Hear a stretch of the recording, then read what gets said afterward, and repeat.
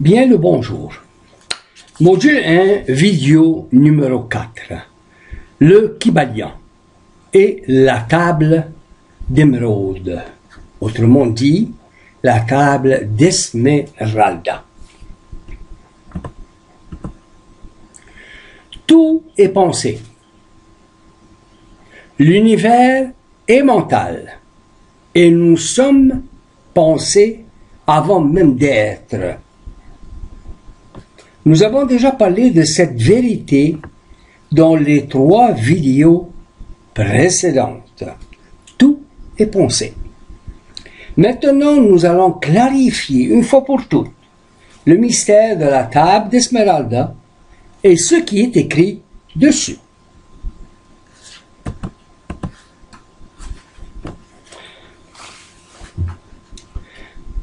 Nous avons déjà vu dans la vidéo précédente que cette table est utilisée dans le DVD de Rhonda Byrne. Là, il est en train de gratter pour aller chercher c'est quoi le secret. Finalement, c'est une tablette, une table verte, la table d'Esmeralda. Vous voyez qu'il y a certaines écritures qui sont dessus, que nous, on ne peut pas déchiffrer ici, mais que ça a été déchiffré. Cette table d'Esmeralda date de plus de 3000 ans avant Jésus-Christ. Elle date des temps des pharaons d'Égypte et des Grecs antiques, sur laquelle est gravé, entre autres, ce qui est en haut est comme ce qui est en bas. Ce qui est en bas est comme ce qui est en haut.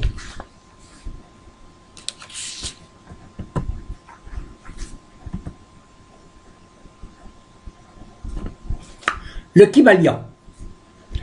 Le Kybalion, c'est une étude sur la philosophie hermétique de l'ancienne Égypte et de l'ancienne Grèce.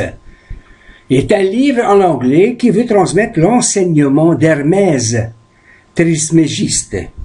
Il est publié anonymement. Le Kybalion a été publié anonymement en 1908 par un groupe qui se fait appeler les 3 initiés.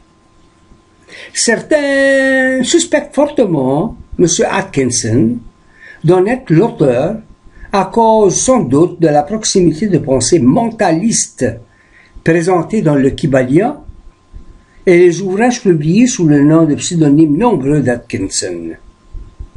Il a écrit beaucoup de livres, on l'a déjà vu ça, on a expliqué un petit peu ceux qui ont déjà écrit là-dessus. Atkinson, lui en fait partie, et donc c'est la pensée que tout est mental, le mentalisme.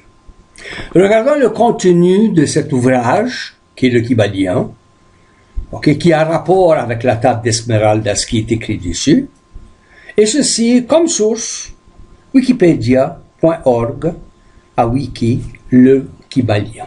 Ça, vous pouvez aller en tout temps et avoir l'information plus détaillée. Le Kybalion, c'est ça ce qu'on va regarder dans les prochaines diapos. Sommaire du livre. Description générale, transmutation mentale. La transmutation mentale est basée sur les 7 principes suivants que nous allons voir en détail un par un. J'explique certains de ces principes car nous allons les utiliser dans nos exercices de manifestation pour attirer consciemment nos réussites.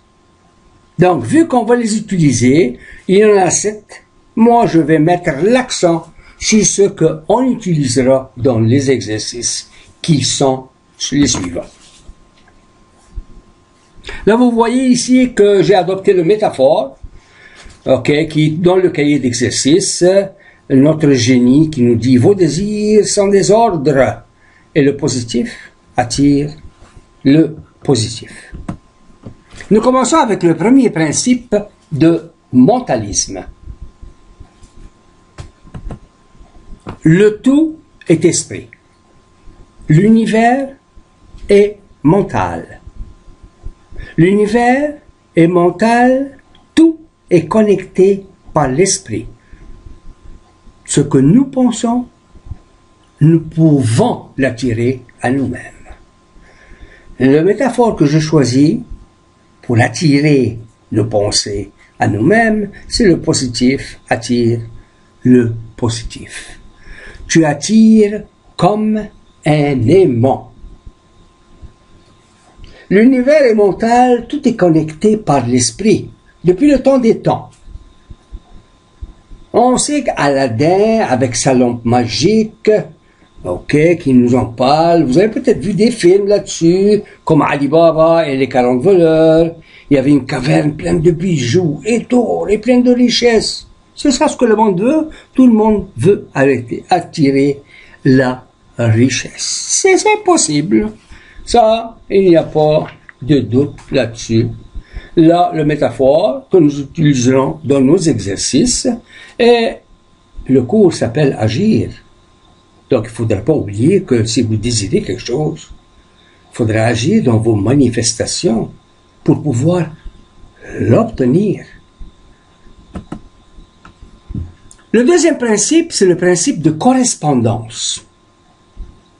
Là, on regarde un peu plus la table d'Esmeralda.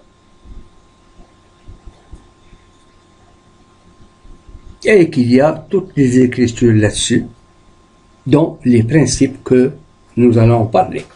Le principe de correspondance implique l'idée qu'il y a un rapport constant entre les lois et les phénomènes des divers plans de l'être de la vie. Ce qui est en haut est comme ce qui est en bas. Ce qui est en bas est comme ce qui est en haut. Nous pouvons interpréter cette phrase comme suit. J'ai en dedans de moi le pouvoir d'obtenir tout ce que je veux d'en haut, l'univers, pour me l'attirer à moi qui est en bas. Citation très bien connue de la table d'Esmeralda décrite par Hermès Trismégiste. Ce principe établit qu'il existe une harmonie, une entente et une correspondance entre ces différents plans d'existence qui se déclinent au niveau physique, mental et spirituel. Physique, nous autres, mental qu'on a vers le haut, le spirituel. Et on fait l'harmonie de tout ça pour pouvoir obtenir ce que l'on veut. Là, nous allons parler du principe de vibration. Tout ceci, vous allez le retrouver dans les exercices. Là, je vous donne certaines explications, puis après, ça va rentrer un peu plus profondément dans les exercices. Le principe de vibration implique la vérité que le mouvement se manifeste partout dans l'univers, que rien n'est à l'état de repos, que tout se remue, vibre et tourne continuellement. Ce principe implique que les différences existantes entre les diverses manifestations de la matière, de l'énergie, l'âme et même l'esprit sont la conséquence d'une proportion inégale de vibrations. Plus grande est la vibration, plus haute est la position sur l'échelle. Prenez un chanteur par exemple, un chanteur populaire, un chanteur de rock ou un chanteur d'opéra qui élève sa voix jusqu'en haut. Là, c'est des vibrations qui sont à différents niveaux. Ainsi, le tout serait à un niveau infini de vibration, pratiquement en repos, en haut. De même qu'une roue qui tourne avec une grande rapidité, elle paraît arrêtée. La transmutation mentale est décrite comme étant l'application pratique de ce principe. Transformer un état mental en un autre consiste à changer son niveau de vibration. Certains y arriveront par un effort de volonté, mais le faire de façon délibérée et consciente créera un état plus stable et donc plus souhaitable. Nous sommes le résultat de nos vibrations.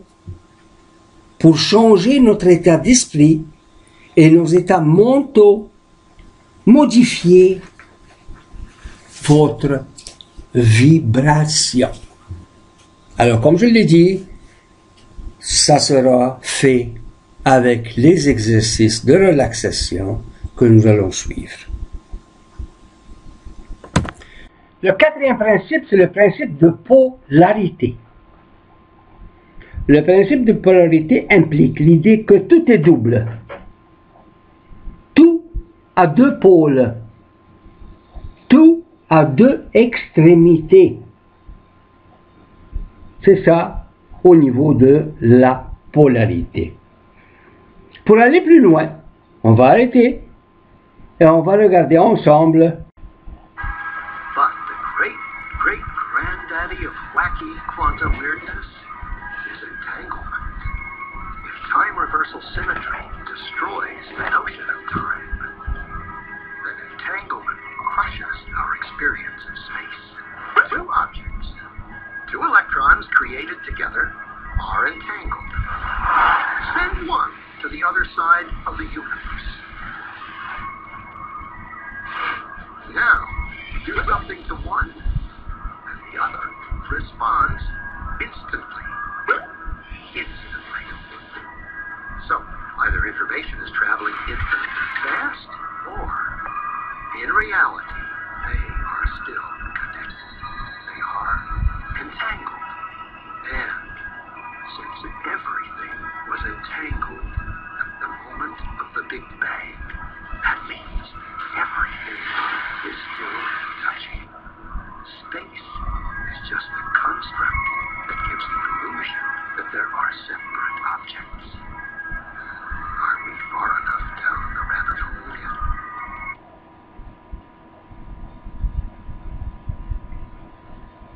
Est-ce qu'on était convaincu? Oui, c'est bien ça, nos extrémités se touchent et une partie est dans le tout universel. Tout est encore un. L'univers est un tout et nous faisons partie de ce tout. Humains, animaux, végétaux, nous sommes un avec l'univers. On continue au niveau du principe de la polarité. Le phénomène quantique de l'intrication que nous venons de voir, l'inséparabilité des particules, montre que rien n'a jamais été séparé et que la distance est une illusion créée par notre cerveau. Loin d'une théorie, ceci est un fait scientifique établi depuis de nombreuses années, vérifié et revérifié concrètement au laboratoire.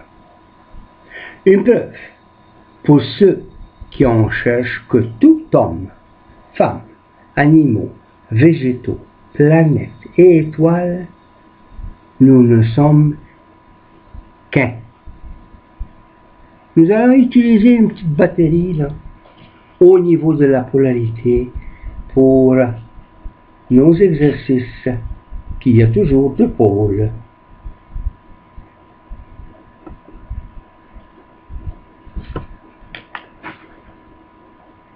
Le principe du rythme.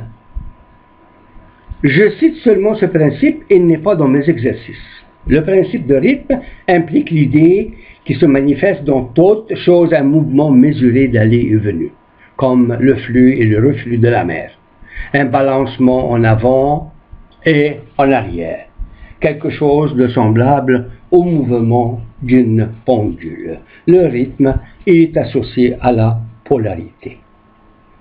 Le sixième principe est le principe de la cause à effet.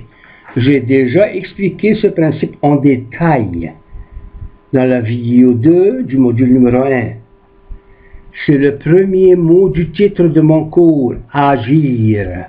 C'est ça le principe de cause à effet. Ça prend une action, formuler une cause, et vous allez recevoir un effet dépendamment de la manière que vous avez agi.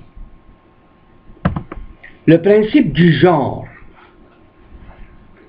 Je cite le principe, mais il n'est pas dans mes exercices. Le Kybalion insiste sur le fait que le genre existe sur tous les plans de l'existence, physique, mentale, spirituelle, et représente différents aspects dans les différents plans. On ne va pas rentrer dans ces explications, ok, parce que ce n'est pas le but du cours même au niveau de la manifestation de l'action. Le principe féminin, pour ceux qui veulent, vous pourrez aller vérifier ça dans les informations que j'ai données au début ou aller chercher sur Wiki. Le principe féminin tend constamment à recevoir des impressions, tandis que le principe masculin tend à les donner, à les expliquer. Le principe féminin travaille à engendrer de nouvelles idées. Il assume le travail de l'imagination. Le principe masculin se contente d'assumer le travail de la volonté dans ses diverses phases. Alors tous ces principes que nous venons de voir et d'entendre confirment que tout est mental. Oui, tout est énergie. Oui, nous sommes la représentation de ce que nous pensons. Oui, nous pouvons modifier notre état d'esprit. Oui, il y a 3000 ans, cela a été divulgué. Oui, cela a été gardé entre les mains de certaines élites. Mais aujourd'hui, c'est aujourd'hui, grâce à l'informatique, la connaissance est divulguée à un plus grand nombre d'êtres humains et elle est à notre portée. Là, je fais référence au DVD de Rhonda Byrne et je lui dis merci pour son travail. Travaillons avec ces principes pour forger notre avenir. Maintenant, je vous demande d'aller faire le lâcher-prise physique par nos autosuggestions. C'est l'exercice de relaxation numéro 3 et on se retrouvera dans les prochains modules. Merci et à bientôt. Profitez de l'exercice et si vous voulez le faire une fois, 2 fois, 3 fois, faites-les s'il vous plaît. C'est ça, agir, agir et continuité dans l'action. Merci et à bientôt.